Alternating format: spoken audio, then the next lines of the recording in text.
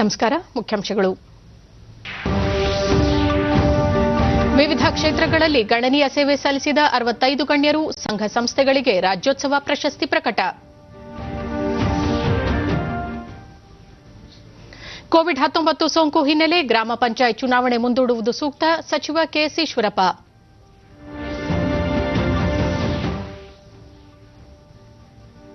ವಿಧಾನ ಪರಿಷತ್ನ ಶಿಕ್ಷಕರ ಪದವೀಧರ ಕ್ಷೇತ್ರದ ಚುನಾವಣೆ ಮುಂದುವರೆದ ಮತದಾನ, ವ್ಯಾಪಕ ಬಿಗಿ ಭದ್ರತೆ.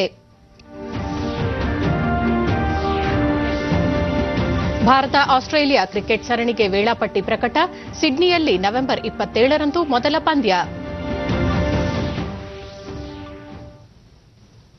ವಾರ್ತೆಗಳ ವಿವರ. ವಿವಿಧ ಕ್ಷೇತ್ರಗಳಲ್ಲಿ ಗಣನೀಯ ಸೇವೆ ಸಲ್ಲಿಸಿದ 65 ಗಣ್ಯರು, ಸಂಘ ಸಂಸ್ಥೆಗಳಿಗೆ ಈ ಬಾರಿ ರಾಜ್ಯೋತ್ಸವ ಪ್ರಶಸ್ತಿ ಸಂದಿದೆ. ಕನ್ನಡ ಮತ್ತು ಸಂಸ್ಕೃತಿ ಸಚಿವ ಸಿಟಿ ರವಿ ಬೆಂಗಳೂರಿನಲ್ಲಿಂದು ಪ್ರಶಸ್ತಿ ಪುರಸ್ಕೃತರ ಪಟ್ಟಿ ಬಿಡುಗಡೆ ಮಾಡಿದರು. ಬಳಿಕ ಮಾತನಾಡಿದ ಅವರು, ಈ ಬಾರಿ ರಾಜ್ಯೋತ್ಸವ ಸಮಾರಂಭವನ್ನು ನಿಲ್ಲಿಸುವುದಿಲ್ಲ. 65ನೇ ರಾಜ್ಯೋತ್ಸವ ಹಿನ್ನೆಲೆಯಲ್ಲಿ ಈ ಬಾರಿ 65 ಮಂದಿಗೆ ಪ್ರಶಸ್ತಿ ನೀಡಲಾಗುತ್ತಿದೆ. 1 ಲಕ್ಷ ರೂಪಾಯಿ ಹಾಗೂ 25 ಗ್ರಾಂ ಚಿನ್ನದ ಪದಕವನ್ನು ಇದು ಒಳಗೊಂಡಿದೆ ಎಂದು ಮಾಹಿತಿ ನೀಡಿದರು. 1788 ಅರ್ಜಿಗಳನ್ನು ಪರಿಶೀಲನೆ ನಡೆಸಿ 1788 ಅರ್ಜಿಗಳಲ್ಲಿ 130 ಅರ್ಜಿಗಳ ಶಾರ್ಟ್ ಲಿಸ್ಟ್ ಮಾಡಿ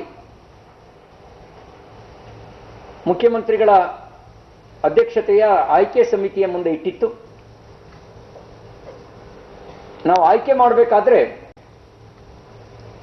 ವಿವಿಧ ಕ್ಷೇತ್ರಗಳನ್ನು ಪರಿಗಣಿಸಬೇಕಾಗಿದ್ದರಿಂದ ಮೆರಿಟಿನ ಜೊತೆಗೆ ಅರ್ಹತೆಯ ಜೊತೆಗೆ ವಿವಿಧ ಕ್ಷೇತ್ರಗಳನ್ನು ಪರಿಗಣನೆಗೆ ತಗೊಂಡಿದ್ದೇವೆ. ಸಾಹಿತ್ಯ ಕ್ಷೇತ್ರದಲ್ಲಿ ಧಾರವಾಡದ ಪ್ರೊಫೆಸರ್ ಸಿಪಿ ಸಿದ್ದಾಶ್ರಮ, ಕೋಲಾರದ ವಿ ಮುನಿವೆಂಕಟಪ್ಪ, ಗದಗದ ವಿಶೇಷ ಚೇತನ ವರ್ಗದ ರಾಮಣ್ಣ ಬ್ಯಾಟಿ, ದಕ್ಷಿಣ ಕನ್ನಡ ಜಿಲ್ಲೆಯ ವಲೇರಿಯನ್ ಡಿಸೋಜಾ, ಯಾದಗಿರಿಯ ಡಿಎನ್ ಅಕ್ಕಿ, ಸಂಗೀತ ಕ್ಷೇತ್ರದಲ್ಲಿ ರಾಯಚೂರಿನ ಅಂಬಯ್ಯ ನೂಲಿ, ಬೆಳಗಾವಿಯ ಅನಂತ ತೇರದಾಳ, ಬೆಂಗಳೂರಿನ ಬಿವಿ ಶ್ರೀನಿವಾಸ್ ಮತ್ತು ಗಿರಿಜಾ ನಾರಾಯಣ್,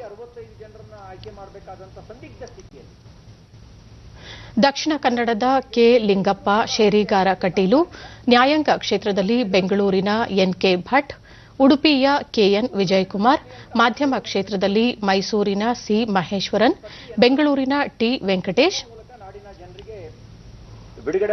ಯೋಗ ಕ್ಷೇತ್ರದಲ್ಲಿ ಮೈಸೂರಿನ ಡಾಕ್ಟರ್ ಎಎಸ್ ಚಂದ್ರಶೇಖರ್,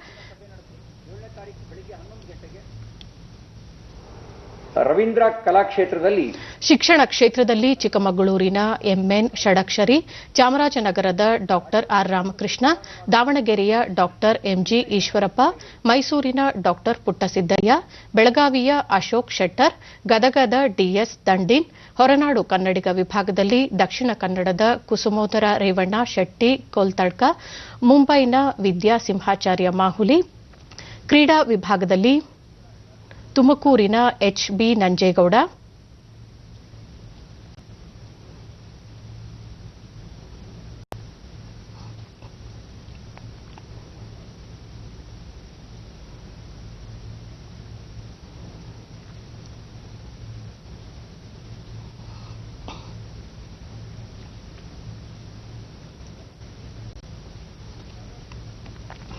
ಬೆಂಗಳೂರು ನಗರದ ಉಷಾರಾಣಿ,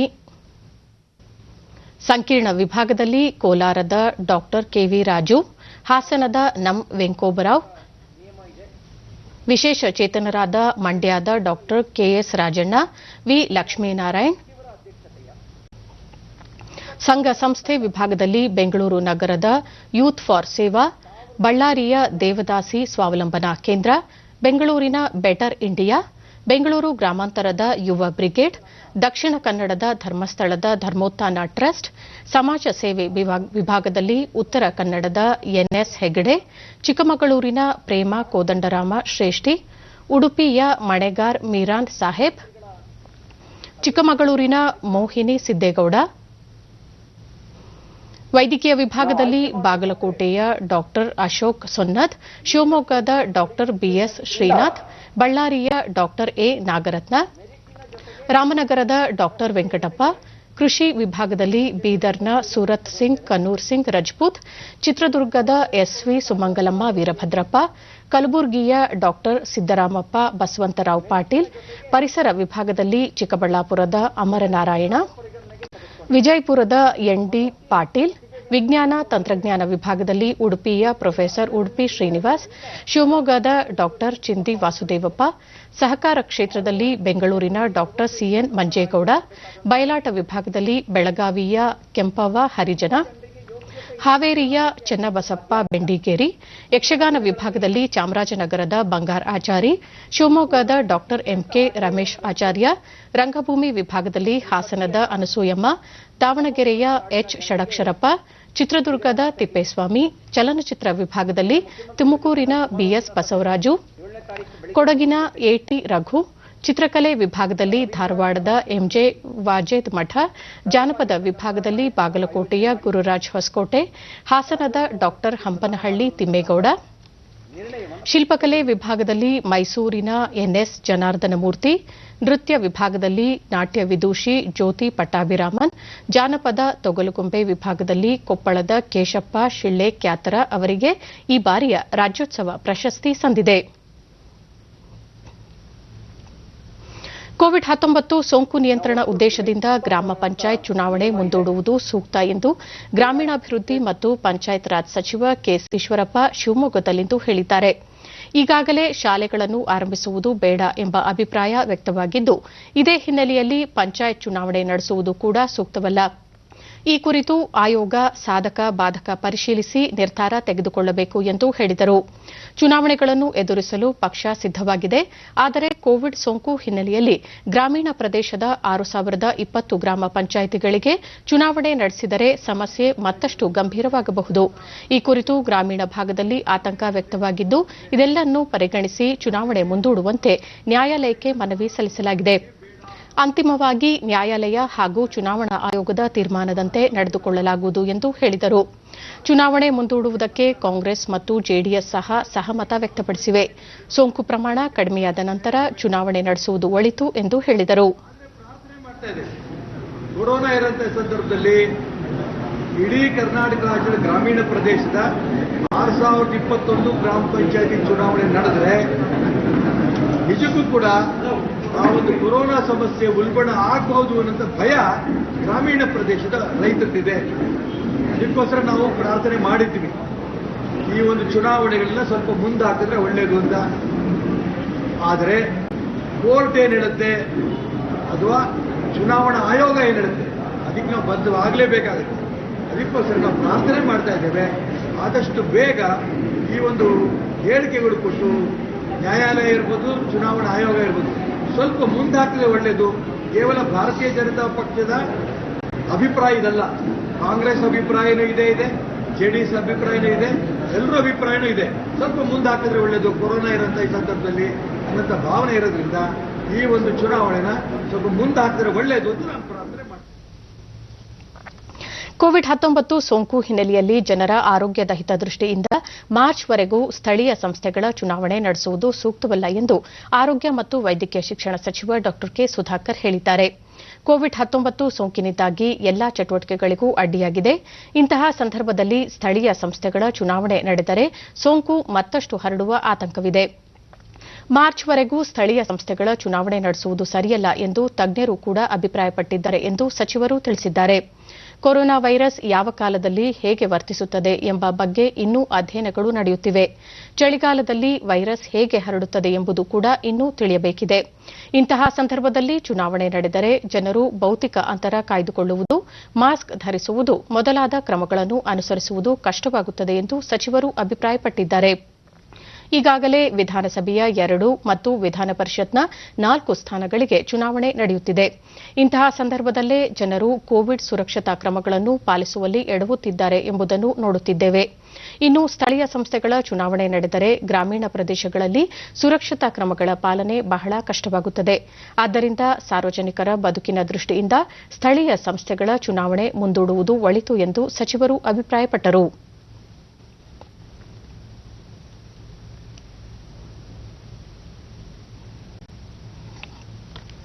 ವಿಧಾನ ಪರಿಷತ್ತಿನ 4 ಸ್ಥಾನಗಳಿಗೆ ಚುನಾವಣೆ ನಡೆಯುತ್ತಿದ್ದು ಮತದಾನ ಪ್ರಗತಿಯಲ್ಲಿದೆ. ಬೆಂಗಳೂರು ಶಿಕ್ಷಕರ ಕ್ಷೇತ್ರ, ಈಶಾನ್ಯ ಶಿಕ್ಷಕರ ಕ್ಷೇತ್ರ, ಆಗ್ನೇಯ ಪದವೀಧರರ ಕ್ಷೇತ್ರ ಮತ್ತು ಪಶ್ಚಿಮ ಪದವೀಧರರ ಕ್ಷೇತ್ರಗಳಿಗೆ ಇಂದು ಮತದಾನ ನಡೆಯುತ್ತಿದೆ. ಬೆಳಗ್ಗೆ 8 ಗಂಟೆಗೆ ಮತದಾನ ಆರಂಭವಾಗಿದ್ದು ಸುಗಮವಾಗಿ ಮತ ಚಲಾವಣೆ ಮುಂದುವರೆದಿದೆ. ಸಂಜೆ 5ರವರೆಗೆ ಮತದಾನಕ್ಕೆ ಅವಕಾಶ ಕಲ್ಪಿಸಲಾಗಿದ್ದು ಮುಕ್ತ ಮತ್ತು ನ್ಯಾಯಸಮ್ಮತ ಚುನಾವಣೆಗಾಗಿ ವ್ಯಾಪಕ ಬಿಗಿ ಬಂದೋಬಸ್ತ್ ಏರ್ಪಡಿಸಲಾಗಿದೆ. ಈ 4 ಕ್ಷೇತ್ರಗಳ ಚುನಾವಣೆ ಹಿನ್ನೆಲೆಯಲ್ಲಿ 18 ಜಿಲ್ಲೆಗಳಲ್ಲಿ ಇಂದು ಮದ್ಯ ಮಾರಾಟವನ್ನು ನಿಷೇಧಿಸಲಾಗಿದೆ. ಆಡಳಿತಾರೂಢ ಬಿಜೆಪಿ, ಪ್ರತಿಪಕ್ಷಗಳಾದ ಕಾಂಗ್ರೆಸ್ ಹಾಗೂ ಜೆಡಿಎಸ್ ಪಕ್ಷಗಳ ಅಭ್ಯರ್ಥಿಗಳು ಅಬ್ಬರದ ಪ್ರಚಾರ ನಡೆಸಿದ್ದರು.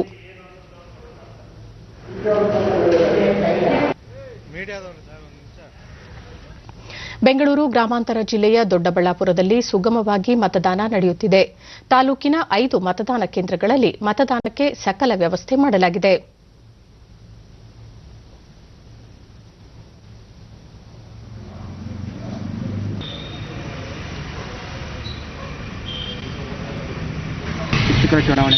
ಮತದಾರರೊಬ್ಬರು ಪ್ರತಿಕ್ರಿಯಿಸಿ, ತಾವು 3ನೇ ಬಾರಿ ಮತ ಚಲಾವಣೆ ಮಾಡಿದ್ದು ಶಿಕ್ಷಕರ ಸಮಸ್ಯೆಗಳನ್ನು ಬಗೆಹರಿಸುವವರು ಚುನಾಯಿತರಾಗಬೇಕು ಎಂದು ಆಶಯ ವ್ಯಕ್ತಪಡಿಸಿದರು.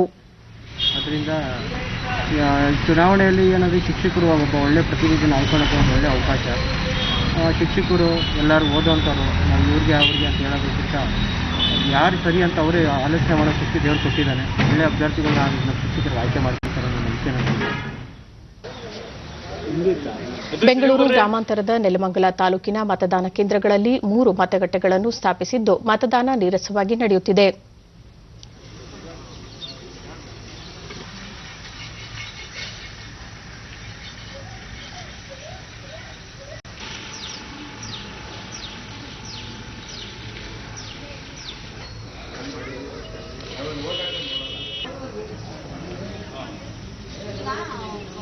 ಕಳೆದ 3 ಬಾರಿ ನಾವು ತ್ಯಾಮಗೊಂಡ್ಲು ಮತಗಟ್ಟೆಯಲ್ಲಿ ಶಿಕ್ಷಕ ಹರೀಶ್ ಶಾಂತಿಯುತ ಮತದಾನ ನಡೆಯುತ್ತಿದ್ದು ಮತದಾನಕ್ಕೆ ಅಗತ್ಯ ಸೌಲಭ್ಯಗಳನ್ನು ಕಲ್ಪಿಸಲಾಗಿದೆ ಎಂದು ತಿಳಿಸಿದರು. ಕೂಡ ನಾವು ತುಂಬಾ ಜನರ ಮನೆಗೆ ಭೇಟಿಯನ್ನು ಕೊಟ್ಟಾಗ ಮತದಾನದ ನಡೀತಕ್ಕಂಥ ವಿಚಾರದಲ್ಲಿ ಸರ್ ಪ್ರತಿ ವರ್ಷ ನಾವು ಈ ತರ ಎಲೆಕ್ಷನ್ ನೋಡಿರಲ್ಲ ಸರ್. ಯಾಕೆಂದ್ರೆ ಈ ತರ ತುಂಬಾ ಜನ ಮತವನ್ನ ಕೇಳಿ ಎಲ್ಲಾ ವಿಚಾರದಲ್ಲಿ ಅಂದ್ರೆ 2 ಪಕ್ಷದಲ್ಲೂ ಕೂಡ ಅತಿ ಹೆಚ್ಚು ಜೆಡಿಎಸ್ ಮತ್ತೆ ಬಿಜೆಪಿಲಿ ನೇರ ಹಣಾಹಣಿ ಇದ್ದಂಗೆ ಕಾಣ್ತಾ ಇದೆ ಸರ್. ಧಾರವಾಡದ ಪಶ್ಚಿಮ ಪದವೀಧರ ಕ್ಷೇತ್ರದಲ್ಲಿ ಮತದಾರರು ಬೆಳಗ್ಗೆಯಿಂದಲೇ ತಮ್ಮ ಹಕ್ಕು ಚಲಾಯಿಸುತ್ತಿದ್ದಾರೆ. ಕೊರೋನಾ ಸೋಂಕು ನಿಯಂತ್ರಣ ಕ್ರಮಗಳ ಅನ್ವಯ ಮತದಾನ ನಡೆಯುತ್ತಿದ್ದು ಇದಕ್ಕಾಗಿ 42 ವೈದ್ಯರನ್ನು ಚುನಾವಣಾ ಕರ್ತವ್ಯಕ್ಕೆ ನಿಯೋಜಿಸಲಾಗಿದೆ. ಧಾರವಾಡ, ಗದಗ, ಹಾವೇರಿ, ಉತ್ತರ ಕನ್ನಡ ಜಿಲ್ಲೆಗಳ ವ್ಯಾಪ್ತಿ ಹೊಂದಿರುವ ಪಶ್ಚಿಮ ಪದವೀಧರ ಕ್ಷೇತ್ರದಲ್ಲಿ 74,268 ಮತದಾರರಿದ್ದು ಅದರಲ್ಲಿ 47,584 ಪುರುಷರು, 26,173 ಮಹಿಳಾ ಮತದಾರರಿದ್ದಾರೆ. ಇತರೆ 511 ಮಂದಿ ತಮ್ಮ ಹಕ್ಕು ಚಲಾಯಿಸುತ್ತಿದ್ದಾರೆ.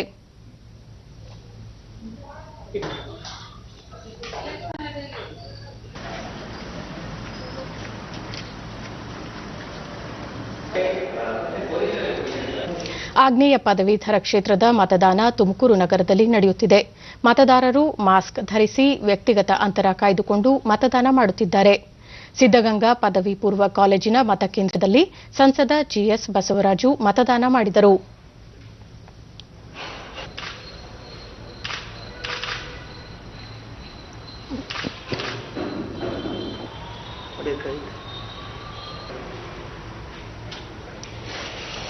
ದಾವಣಗೆರೆಯಲ್ಲೂ ಆಗ್ನೇಯ ಪದವೀಧರ ಕ್ಷೇತ್ರದಲ್ಲಿ ಮತದಾನ ಶಾಂತಿಯುತವಾಗಿ ನಡೆಯುತ್ತಿದೆ. ಕಲಬುರಗಿ, ಬೀದರ್, ಯಾದಗಿರಿ, ರಾಯಚೂರು, ಕೊಪ್ಪಳ ಮತ್ತು ಬಳ್ಳಾರಿ ಜಿಲ್ಲೆಗಳನ್ನೊಳಗೊಂಡಿರುವ ಈಶಾನ್ಯ ಪದವೀಧರ ಕ್ಷೇತ್ರದ 147 ಮತಗಟ್ಟೆಗಳಲ್ಲಿ ಮತದಾನ ಪ್ರಗತಿಯಲ್ಲಿದೆ. ಒಟ್ಟು 26,242 ಮಂದಿ ತಮ್ಮ ಹಕ್ಕು ಚಲಾಯಿಸಲು ಅರ್ಹತೆ ಪಡೆದಿದ್ದು 5 ಅಭ್ಯರ್ಥಿಗಳ ಭವಿಷ್ಯ ನಿರ್ಧರಿಸಲಿದ್ದಾರೆ.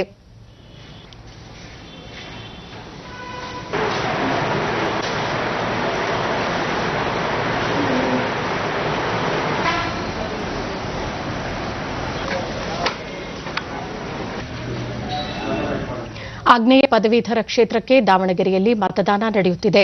ದಾವಣಗೆರೆ ಮಹಾನಗರ ಪಾಲಿಕೆ ವ್ಯಾಪ್ತಿಯಲ್ಲಿ 12,868 ಮಂದಿ ಮತ ಚಲಾಯಿಸುವ ಹಕ್ಕು ಪಡೆದಿದ್ದು ಮತದಾನ ಶಾಂತಿಯುತವಾಗಿ ಮುಂದುವರೆದಿದೆ.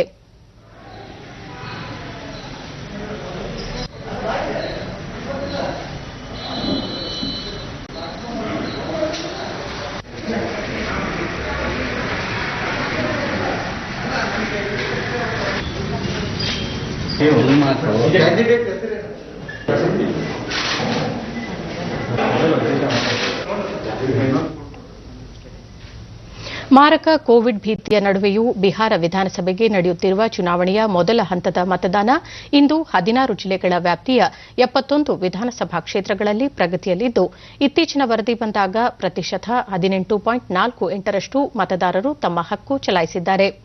ಬಿಹಾರದ ಮುಖ್ಯ ಚುನಾವಣಾಧಿಕಾರಿ ಎಚ್ಆರ್ ಶ್ರೀನಿವಾಸ್ ಜನರು ಉತ್ಸಾಹದಿಂದ ಮತ ಚಲಾಯಿಸಲು ಆಗಮಿಸುತ್ತಿದ್ದಾರೆ, ಮತದಾನದ ಪ್ರಮಾಣ ಹೆಚ್ಚಾಗುವ ನಿರೀಕ್ಷೆ ಇದೆ ಎಂಬ ವಿಶ್ವಾಸ ವ್ಯಕ್ತಪಡಿಸಿದ್ದಾರೆ. Besides, the LJP has fielded 42 candidates, while RLSP is fighting on 43 and the BSP on 27. वो बूथ में प्रवेश करने से पहले ಪ್ರಧಾನಿ ನರೇಂದ್ರ ಮೋದಿ ಟ್ವೀಟ್ ಮಾಡಿದ್ದು, ಜನರು ಮಾಸ್ಕ್ ಧರಿಸಿ ಕರನೈರ್ಮಲ್ಯದೊಂದಿಗೆ 2 ಗಜ ಅಂತರ ಕಾಯ್ದುಕೊಂಡು ತಮ್ಮ ಹಕ್ಕು ಚಲಾಯಿಸಬೇಕು ಎಂದು ಮನವಿ ಮಾಡಿದ್ದಾರೆ. ಕೋವಿಡ್ ನಡುವೆ ದೇಶದಲ್ಲಿ ನಡೆಯುತ್ತಿರುವ ಪ್ರಥಮ ವಿಧಾನಸಭೆ ಚುನಾವಣೆ ಇದಾಗಿದ್ದು, ಎಲ್ಲಾ ಮತದಾರರ ಥರ್ಮಲ್ ಸ್ಕ್ಯಾನಿಂಗ್ ಮಾಡಲಾಗುತ್ತಿದೆ.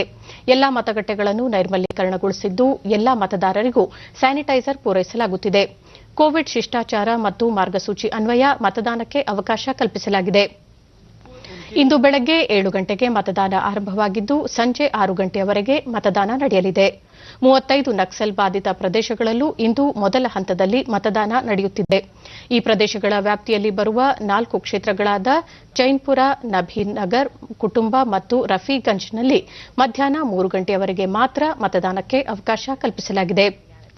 ಉಳಿದ 5 ನಕ್ಸಲ್ ಬಾಧಿತ ಕ್ಷೇತ್ರಗಳಲ್ಲಿ ಮತದಾನ ಸಂಜೆ 5 ಗಂಟೆಯವರೆಗೆ ಮತ್ತು ಉಳಿದ 26 ನಕ್ಸಲ್ ಬಾಧಿತ ಕ್ಷೇತ್ರಗಳಲ್ಲಿ ಸಂಜೆ 4 ಗಂಟೆಯವರೆಗೆ ಮತದಾನಕ್ಕೆ ಅವಕಾಶ ನೀಡಲಾಗಿದೆ.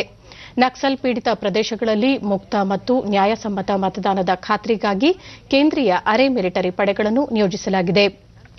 2,14,00,000 ಮತದಾರರು ಮೊದಲ ಹಂತದಲ್ಲಿ 1,066 ಅಭ್ಯರ್ಥಿಗಳ ರಾಜಕೀಯ ಭವಿಷ್ಯವನ್ನು ನಿರ್ಧರಿಸಲಿದ್ದಾರೆ. ಈ ಹಂತದಲ್ಲಿ ಎನ್ಡಿಎ ಮೈತ್ರಿಕೂಟದ ಬಿಜೆಪಿ 29 ಕ್ಷೇತ್ರಗಳಲ್ಲಿ, ಜೆಡಿಯು 35ರಲ್ಲಿ, ಹಿಂದೂಸ್ತಾನಿ ಅವಾಮಿ ಮೋರ್ಚಾ 6 ಸ್ಥಾನಗಳಲ್ಲಿ ಮತ್ತು ವಿಐಪಿ ಪಾರ್ಟಿ 1 ಕ್ಷೇತ್ರದಲ್ಲಿ ತನ್ನ ಅಭ್ಯರ್ಥಿ ಕಣಕ್ಕಿಳಿಸಿದೆ.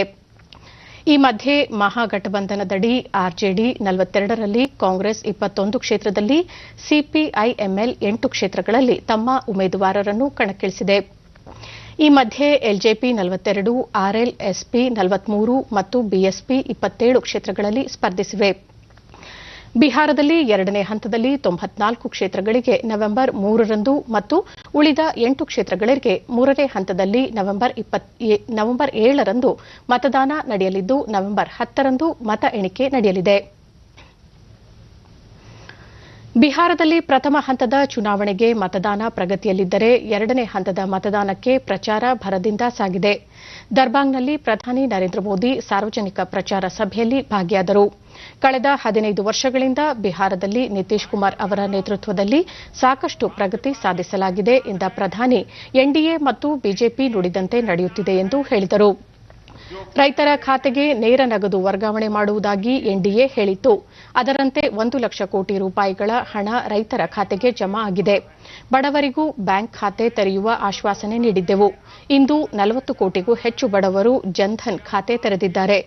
ಬಡ ಮಹಿಳೆಯ ಅಡುಗೆ ಮನೆಯಲ್ಲಿ ಉಚಿತ ಅಡುಗೆ ಅನಿಲದ ಒಲೆ ಒರೆಸುವ ಭರವಸೆ ನೀಡಿದ್ದೆವು. ಬಿಹಾರದಲ್ಲಿ 90 ಲಕ್ಷ ಬಡ ಮಹಿಳೆಯರ ಮನೆಯಲ್ಲಿ ಇಂದು ಉಜ್ವಲ ಯೋಜನೆಯಡಿ ಇದನ್ನು ಸಾಕಾರಗೊಳಿಸಲಾಗಿದ್ದು, ಹೊಗೆಯಿಂದ ಮುಕ್ತಿ ದೊರಕಿಸಲಾಗಿದೆ ಎಂದು ತಿಳಿಸಿದರು. ಹಲವು ವರ್ಷಗಳ ತಪಸ್ಸಿನ ಫಲವಾಗಿ ಇಂದು ಅಯೋಧ್ಯೆಯಲ್ಲಿ ಭವ್ಯ ರಾಮಮಂದಿರ ನಿರ್ಮಾಣ ಕಾಮಗಾರಿ ಆರಂಭವಾಗಿದೆ. ರಾಮಾಯಣದ ಸೀತಾಮಾತೆಯ ಕ್ಷೇತ್ರದ ನಿಮ್ಮೆಲ್ಲರಿಗೂ ಭವ್ಯ ರಾಮಮಂದಿರ ನಿರ್ಮಾಣದ ಅಭಿನಂದನೆಗಳನ್ನು ಸಲ್ಲಿಸುತ್ತೇನೆ ಎಂದರು. गरीब का बैंक खाता खोलेंगे। आज 40 करोड़ से ज्यादा गरीबों का बैंक खाता खुल चुका है। हमने कहा था हर गरीब बहन बेटी की रसोई में मुफ्त गैस कनेक्शन पहुंचाएंगे। उज्ज्वला योजना ने बिहार की भी करीब 90 लाख महिलाओं को लकड़ी के धुएं से मुक्त किया है। हमने ये संकल्प लिया है और इसे भी पूरा करके दिखाएंगे। भाइयों और बहनों, एनडीए का यही ट्रैक रिकॉर्ड आज बिहार के जन जन को आश्वस्त करने वाला है। एनडीए ने, भाजपा ने विकास का जो रोड मैप अपने मैनिफेस्टो में खींचा है, उस पर तेजी से अमल होगा, ये तय है। आत्मनिर्भर बिहार का जो संकल्प लिया है, उस पर हम और तेजी से आगे बढ़ेंगे और हम लोग बहुत हद तक ಮುಖ್ಯಮಂತ್ರಿ ನಿತೀಶ್ ಕುಮಾರ್ ಕೋವಿಡ್ ಸಂದರ್ಭದಲ್ಲಿ ವಲಸೆ ಕಾರ್ಮಿಕರಿಗೆ ಉಚಿತ ರೈಲು ಪ್ರಯಾಣ ಸೌಲಭ್ಯ, ಉಚಿತ ಆಹಾರ ಧಾನ್ಯ ವಿತರಣೆ ಹಾಗೂ ಕೋವಿಡ್ ಮಹಾಮಾರಿ ಹರಡದಂತೆ ಬಿಹಾರದಲ್ಲಿ ಕೈಗೊಳ್ಳಲಾಗಿರುವ ಕ್ರಮಗಳಿಂದ ಹೇಗೆ ಸೋಂಕು ನಿಯಂತ್ರಣದಲ್ಲಿದೆ ಎಂಬ ಬಗ್ಗೆ ವಿವರಿಸಿದರು. वो काफी अच्छी संख्या में किया जा रहा है। ये सब काम तो किया जा रहा है, लेकिन जो सबसे बड़ी बात है कि हमारे राज्य के जो लोग दूसरे जगहों पर काम करते थे, उनको लौटकर अपने राज्यों में जाने के लिए और खास करके बिहार के लिए विशेष ट्रेनों का इंतजाम किया गया और बड़ी संख्या में लोग आए। और यही नहीं, जो सारे राशन कार्ड धारियों को जो पीडीएस के अतिरिक्त यानी अप्रैल से ही शुरू हो गया और पूरे नवंबर तक प्रति व्यक्ति 5 किलो अनाज और हर परिवार में 1 किलो दाल या चना का जो आयोजन किया गया है, कितनी बड़ी बात है। और किस तरह से जो एलपीजी कनेक्शन है उसमें मुफ्त में उन गरीब लोगों को एलपीजी का गैस सिलेंडर उपलब्ध कराया गया। ಇಂದು ಕಾಂಗ್ರೆಸ್ ಮುಖಂಡ ರಾಹುಲ್ ಗಾಂಧಿ ಅವರು ಕೂಡ ಬಿಹಾರದಲ್ಲಿ ಸಾರ್ವಜನಿಕ ಪ್ರಚಾರ ಸಭೆಯಲ್ಲಿ ಭಾಗಿಯಾಗಲಿದ್ದಾರೆ.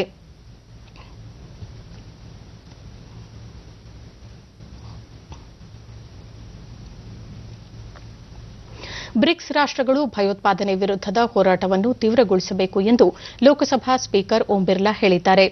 ಬ್ರಿಕ್ಸ್ ರಾಷ್ಟ್ರಗಳ ಸಂಸದೀಯ ಒಕ್ಕೂಟದ 6ನೇ ಸಭೆ ಉದ್ದೇಶಿಸಿ ಮಾತನಾಡಿದ ಅವರು, ಜಾಗತಿಕ ಸ್ಥಿರತೆ, ಜನಸಾಮಾನ್ಯರ ಸುರಕ್ಷತೆ, ನಾವೀನ್ಯತೆಯ ಬೆಳವಣಿಗೆ, ಸಂಸದೀಯ ಆಯಾಮಗಳ ಕುರಿತು ಬೆಳಕು ಚೆಲ್ಲಿದರು. ಮಾನವೀಯತೆಗೆ ಬಹುದೊಡ್ಡ ಸವಾಲಾಗಿರುವ ಭಯೋತ್ಪಾದನೆ ವಿರುದ್ಧದ ಹೋರಾಟ ತೀವ್ರಗೊಳ್ಳಬೇಕು. ಜನಪ್ರತಿನಿಧಿಗಳು, ಸಂಸದೀಯ ಪಟುಗಳು ಈ ವಿಚಾರದಲ್ಲಿ ಮೌನ ಮುರಿಯಬೇಕು. ಆತಂಕವಾದ ಮತ್ತು ಭಯೋತ್ಪಾದನೆ ವಿರುದ್ಧದ ಸವಾಲುಗಳ ವಿಚಾರದಲ್ಲಿ ಒಗ್ಗೂಡಬೇಕು ಎಂದು ಕರೆ ನೀಡಿದರು. ಭಯೋತ್ಪಾದನಾ ಚಟುವಟಿಕೆಗೆ ಆರ್ಥಿಕ ನೆರವು ನೀಡುವುದನ್ನು ಮೊದಲು ಸ್ಥಗಿತಗೊಳಿಸಬೇಕು. ಭಯೋತ್ಪಾದನೆ ಮತ್ತು ಆತಂಕವಾದ ಹರಡುವುದನ್ನು ನಿಲ್ಲಿಸಲು ತಕ್ಷಣವೇ ಕ್ರಮ ಕೈಗೊಳ್ಳಬೇಕು. ಈ ಕುರಿತು ಮಾಡಿಕೊಂಡಿರುವ ಒಪ್ಪಂದಗಳನ್ನು ಅಂತಾರಾಷ್ಟೀಯ ವೇದಿಕೆಗಳಲ್ಲಿ ಹೆಚ್ಚಾಗಿ ಪ್ರಸ್ತಾಪಿಸಬೇಕು ಎಂದು ಸಲಹೆ ನೀಡಿದರು. ಕೋವಿಡ್-19 ಸೋಂಕಿನಿಂದ ಹಲವಾರು ಅಮಾಯಕ ಜೀವಗಳು ಬಲಿಯಾಗಿದ್ದು, ಗಂಭೀರ ಆರ್ಥಿಕ ಸವಾಲುಗಳು ಎದುರಾಗಿವೆ. ದೈನಂದಿನ ಜನಜೀವನ ಅಸ್ತವ್ಯಸ್ತಗೊಂಡಿದೆ. ಈ ಸಂದರ್ಭದಲ್ಲಿ ಅಂತಾರಾಷ್ಟೀಯ ಸಹಕಾರ ಮತ್ತು ಏಕತೆ ಅತ್ಯಂತ ಅಗತ್ಯವಾಗಿದೆ ಎಂದು ಹೇಳಿದರು. कई देशों ने भारत के सकारात्मक प्रयास की सराहना भी की और कई देशों ने कहा कि हम किस तरीके से इस महामारी को और आर्थिक रूप से जो संकट आया है उसको किस तरीके से साझा कार्यक्रम बनाकर हम इस चुनौती का मुकाबला कर सकते हैं. ಕೋವಿಡ್-19 ಸೋಂಕಿಗೆ ಗುಣಮಟ್ಟದ ಲಸಿಕೆ ಮತ್ತು ಔಷಧಿಗಳು ಸೂಕ್ತ ಸಮಯಕ್ಕೆ ದೊರಕಿಸಲು ಜಾಗತಿಕ ಸಮುದಾಯ ಮುಂದಾಗಬೇಕು. ಅಗತ್ಯ ಪ್ರಮಾಣದಲ್ಲಿ ಕೈಗೆಟುಕುವ ದರದಲ್ಲಿ ಇವು ಲಭಿಸುವಂತಾಗಬೇಕು ಎಂದು ಕೇಂದ್ರ ವಾಣಿಜ್ಯ ಮತ್ತು ಕೈಗಾರಿಕಾ ಸಚಿವ ಪಿಯೂಷ್ ಗೋಯಲ್ ಹೇಳಿದ್ದಾರೆ.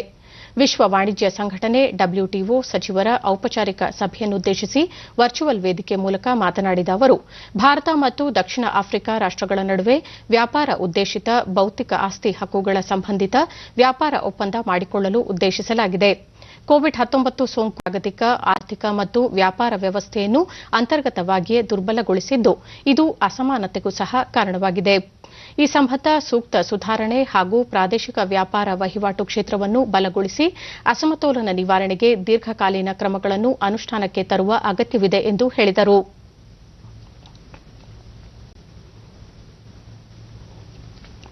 ಮಾರಕ ಕೊರೋನಾ ಸೋಂಕಿನ ಪ್ರಸರಣ ತಡೆಗೆ ಪರೀಕ್ಷೆ, ಪತ್ತೆ ಮತ್ತು ಸೂಕ್ತ ಚಿಕಿತ್ಸೆ ಮಂತ್ರವನ್ನು ಅಳವಡಿಸಿಕೊಂಡಿರುವ ಕೇಂದ್ರ ಆರೋಗ್ಯ ಮತ್ತು ಕುಟುಂಬ ಕಲ್ಯಾಣ ಸಚಿವಾಲಯ ಕೊರೋನಾ ಮಾದರಿ ಪರೀಕ್ಷೆಗೆ ಹೆಚ್ಚಿನ ಒತ್ತು ನೀಡಿದೆ.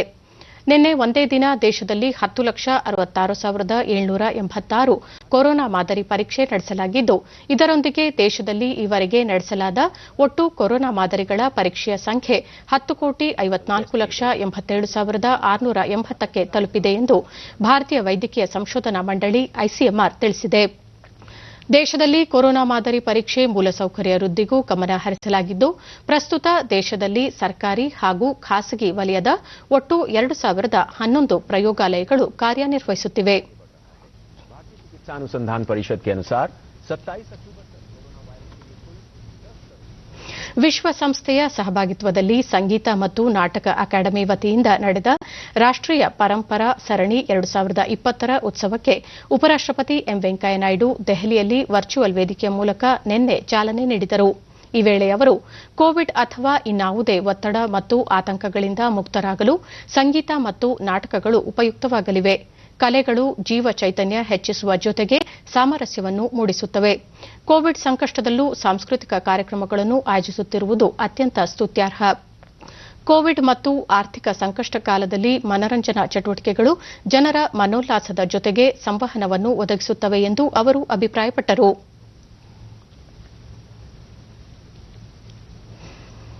ಭ್ರಷ್ಟಾಚಾರ ವಿರುದ್ಧ ಜನಜಾಗೃತಿ ಮೂಡಿಸಲು ಎಲ್ಲರೂ ಕೈಜೋಡಿಸಬೇಕು ಎಂದು ಕೇಂದ್ರೀಯ ಜಾಗೃತ ಆಯೋಗದ ಮುಖ್ಯಸ್ಥ ಸಂಜಯ್ ಕೊಠಾರಿಯಾ ಕರೆ ನೀಡಿದ್ದಾರೆ.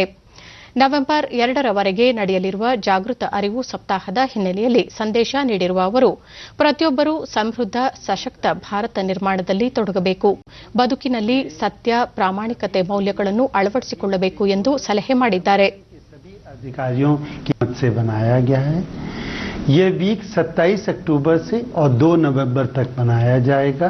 इस वर्ष के लिए जैसा कि हमने मैसेज में भी कहा है, सारा एम्फेसिस स्ट्रेटेजिक चेंज पर दिया जा रहा है. जो भी गलतियां या जो भी कमियां किसी प्रोसेस में नजर आती हैं, उस ऑर्गेनाइजेशन से यह अनुरोध किया जाता है कि उस प्रोसेस ಭಾರತ ಬಾಂಗ್ಲಾದೇಶ ನಡುವೆ ವಾಯುಯಾನ ಸೇವೆ ಪುನರಾರಂಭಗೊಂಡಿದೆ.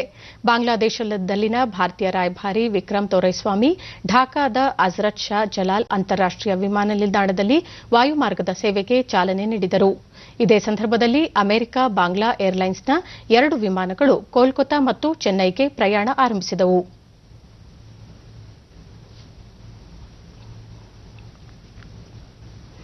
ಆಸ್ಟ್ರೇಲಿಯಾ ಪ್ರವಾಸಕ್ಕೆ ಭಾರತ ತಂಡದ ಪ್ರಕಟಣೆಯ ಬಳಿಕ ಈಗ 2 ತಂಡಗಳ ನಡುವಿನ ಪಂದ್ಯಗಳ ವೇಳಾಪಟ್ಟಿಯನ್ನು ಪ್ರಕಟಿಸಲಾಗಿದೆ. ಭಾರತೀಯ ಕ್ರಿಕೆಟ್ ನಿಯಂತ್ರಣ ಮಂಡಳಿ ಬಿಸಿಸಿಐ ಮಾಹಿತಿಯ ರೀತ್ಯ ಆಸ್ಟ್ರೇಲಿಯಾ ಪ್ರವಾಸದ ವೇಳೆ ಭಾರತ ತಂಡ 4 ಟೆಸ್ಟ್ ಪಂದ್ಯ, 3 ಏಕದಿನ ಅಂತಾರಾಷ್ಟೀಯ ಪಂದ್ಯ ಹಾಗೂ 3 ಟಿ20 ಪಂದ್ಯ ಆಡಲಿದೆ. ಮೊದಲ ಏಕದಿನ ಪಂದ್ಯ ನವೆಂಬರ್ 27 ಹಾಗೂ ಎರಡನೇ ಪಂದ್ಯ 29ರಂದು ಸಿಡ್ನಿಯಲ್ಲಿ ನಡೆಯಲಿದ್ದರೆ, 3ನೇ ಏಕದಿನ ಅಂತಾರಾಷ್ಟೀಯ ಪಂದ್ಯ ಡಿಸೆಂಬರ್ 2ರಂದು ಕ್ಯಾನ್ಬೆರಾದಲ್ಲಿ ಜರುಗಲಿದೆ. 3 ಟಿ20 ಪಂದ್ಯಗಳ ಪೈಕಿ ಮೊದಲ ಪಂದ್ಯ ಡಿಸೆಂಬರ್ 4ರಂದು ಕ್ಯಾನ್ಬೆರಾದಲ್ಲಿ, ಎರಡನೇ ಮತ್ತು ಮೂರನೇ ಪಂದ್ಯ ಅನುಕ್ರಮವಾಗಿ ಡಿಸೆಂಬರ್ 6 ಮತ್ತು 8ರಂದು ಸಿಡ್ನಿಯಲ್ಲಿ ನಡೆಯಲಿದೆ. ಭಾರತ ತಂಡ ಆಸ್ಟ್ರೇಲಿಯಾ ವಿರುದ್ಧದ ಮೊದಲ ಟೆಸ್ಟ್ ಪಂದ್ಯ ಅಡಿಲೇಡ್ನಲ್ಲಿ ಡಿಸೆಂಬರ್ 17ರಿಂದ 21ರವರೆಗೆ ನಡೆಯಲಿದ್ದು, ಇದು ಹಗಲು ರಾತ್ರಿ ಪಂದ್ಯವಾಗಿದೆ.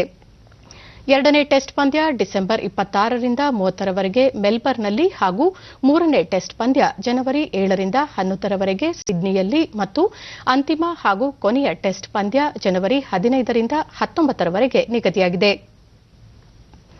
ಕೊನೆಯಲ್ಲಿ ಮತ್ತೊಮ್ಮೆ ಮುಖ್ಯಾಂಶಗಳು. ವಿವಿಧ ಕ್ಷೇತ್ರಗಳಲ್ಲಿ ಗಣನೀಯ ಸೇವೆ ಸಲ್ಲಿಸಿದ 65 ಗಣ್ಯರು, ಸಂಘ ಸಂಸ್ಥೆಗಳಿಗೆ ರಾಜ್ಯೋತ್ಸವ ಪ್ರಶಸ್ತಿ ಪ್ರಕಟ.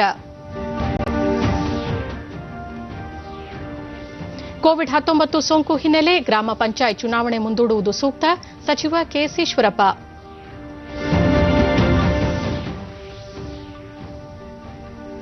ವಿಧಾನ ಪರಿಷತ್ನ ಶಿಕ್ಷಕರ ಪದವೀಧರ ಕ್ಷೇತ್ರದ ಚುನಾವಣೆ ಮುಂದುವರೆದ ಮತದಾನ, ವ್ಯಾಪಕ ಬಿಗಿ ಭದ್ರತೆ. ಭಾರತ ಆಸ್ಟ್ರೇಲಿಯಾ ಕ್ರಿಕೆಟ್ ಸರಣಿಗೆ ವೇಳಾಪಟ್ಟಿ ಪ್ರಕಟ, ಸಿಡ್ನಿಯಲ್ಲಿ ನವೆಂಬರ್ 27ರಂದು ಮೊದಲ ಪಂದ್ಯ.